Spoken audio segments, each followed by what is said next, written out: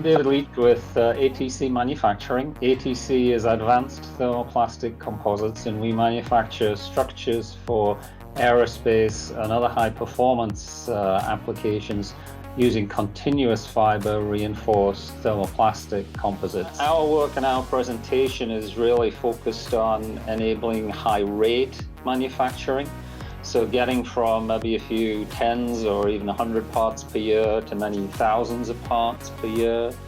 And through that, reducing the overall cost because of the cycle times with thermoplastics that you can achieve both high rate and reduced fabrication cost. Now we see thermoplastics as having a big role in the future, particularly in areas such as urban air mobility, unmanned vehicles, and also next generation of commercial aircraft, which are all going to be built at much higher rates. Because you have to consider the whole processes, simply automating and speeding up one step in the process does not automatically lead to benefits across the whole part manufacture. You really have to consider all the steps that are involved. What are the different times for those steps? How you would debottleneck those and optimize them through the manufacturing process in order to really gain the full benefit of the rapid processing with thermoplastics.